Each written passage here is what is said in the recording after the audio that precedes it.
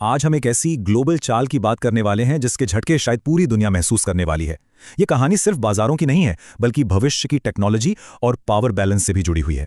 तो सबसे बड़ा सवाल यही उठता है कि क्या चांदी अगला रेयर अर्थ मेटल बनने जा रही है? और ये सवाल यूं ही नहीं उठा, बल्कि चीन के एक ऐसे कदम से खड़ा हुआ है जिसने पूरी दुनिया में हलचल मचा दी है। आइए इस पर जरा गहराई से नजर डालते हैं। और देखिए, ये कोई मामूली पॉलिसी चेंज नहीं है। हमने जब इसकी पड़ताल की तो पता चला कि ये पूरी दुनिया के लिए एक बहुत बड़ा सिग्नल है, एक चेतावनी की तरह। अब इस पूरे मामले की गंभीरता को अगर समझना है तो हमें चांदी को सिर्फ एक कीमती धातु की तरह देखना बंद करना होगा। तो सवाल ये है, चांदी गहना है या हथियार? चलिए समझते हैं। आमतौर पे जब हम चांदी के बारे में सोचते हैं तो क्या ख्याल आता है? गहने, सिक्के, है ना? लेकिन इसकी असली स्ट्रेटेजिक वैल्यू हमारी मॉडर्न टेक्नोलॉजी और डिफेंस सिस्टम में छिपी हुई है।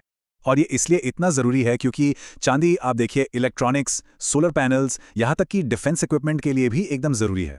इसीलिए इस पर कंट्रोल इतना ज़्यादा मायने रखता है क्योंकि ये भविष्य के उद्योगों की रीढ़ की हड्डी है। तो आखिर चीन ने किया क्या है? चलिए ज़रा इस नई एक्सपोर्ट पॉलिसी को बारीकी से समझते हैं कि ये काम कैसे करती है। देखिए, इसमें सबसे बड़ा और सबसे ज़रूरी बदलाव यह है कि चीन ने अब ऑफिशियली चांदी को एक स्ट्रेटेजिक रिसोर्स का दर्जा दे दिया है। मतलब अब ये कोई आम इंडस्ट्रियल मेटल नहीं रहा, और इसका सीधा मतलब है कि इसके ट्रेड का पूरा तरीका ही बदल जाएगा। हमने जब इस नए सिस्टम को एनालाइज किया तो पता चला कि इसे ग्लोबल सप्लाई पर पूरा कंट्रोल रखने के लिए ही बनाया गया है। अब देखिए, एक्सपोर्ट करना है तो सरकार की मंजूरी चाहिए। लाइसेंस भी सिर्फ चुनिंदा 44 कंपनियों को दिए गए हैं, और आखिर में बीजिंग ही तय करेगा कि चांदी किसे मिलेगी, कितनी मिलेगी और किस दाम पर मिलेगी। चीन का दबदबा कितना बड़ा है, इसका अंदाजा आपको इन आंकड़ों से लगेगा। जरा सोचिए, 2025 के पहले 11 महीनों में ही चीन ने करीब करीब 4,600 टन चांदी एक्सपोर्ट की। लेकिन सबसे चौंकाने वाली बात तो अब सामने आती है। ये जो एक्सपोर्ट और इंपोर्ट के बीच का गैप है वो देखिए। चीन ने 4,600 टन एक्सपोर्ट किया और इंपोर्ट कितना किया? सिर्फ 220 टन। ये साफ दिखाता है कि चांदी की ग्लोबल सप्लाई पर चीन की पकड़ कितनी मजबूत है। और हाँ, ये कोई अचानक लिया गया फैसला बिल्कुल नहीं था। हमारी रिसर्च में ये सामने आया है कि इसकी टाइमिंग बहुत सोची समझी थी।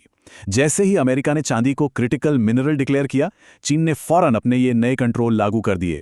एक चाल के जवाब में दूसरी चाल। तो ठीक है, चीन ने यह कदम उठा लिया। अब इसका दुनिया भर पर असर क्या हुआ, चलिए देखते हैं। इंडस्ट्री से रिएक्शन आने में ज्यादा देर नहीं लगी। एलन मस्क जैसे बड़े नाम भी सामने आए और उन्होंने पब्लिकली कहा कि भाई, चांदी कई इंडस्ट्रियल प्रोसेस के लिए बहुत जरूरी है। और इसका असर तो मानो बिजली की तरह फैला। अमेरिका और यूरोप के मार्केट्स में हड़कंप मच गया। दुनिया भर की कंपनियों की सप्लाई चेन हिल गई। मार्केट में इस पैनिक का नतीजा ये हुआ कि चांदी की कीमतों में एक ऐतिहासिक उछाल आया। कीमतें $80 प्रति औंस के भी पार चली गईं। सोचिए, पिछले 40 सालों में इतनी बड़ी तेजी नहीं देखी गई थी। लेकिन रुकिए, हमारी एनालिसिस ये कहती है कि ये कहानी सिर्फ चांदी तक सीमित नहीं है।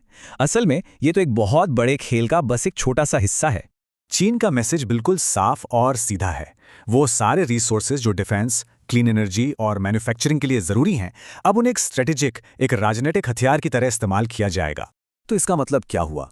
इसका मतलब ये हुआ कि जो देश इन ज़रूरी खनिजों के लिए दूसरों पर निर्भर हैं, अब उनके लिए दूसरे सप्लाई चेन ढूंढना कोई ऑप्शन नहीं है। ये उनके सर्वाइवल का सवाल बन गया है। तो अब हम इस मोड़ पर आ खड़े हुए हैं जहां सवाल ये है कि इस नई ग्लोबल चेस बोर्ड पर अगली चाल क्या होगी। ये एक ऐसा सवाल है जो हमें ग्लोबल ट्रेड और रिसोर्स कंट्रोल के भविष्य के बारे में बहुत कुछ सोचने पर मजबूर कर देता है।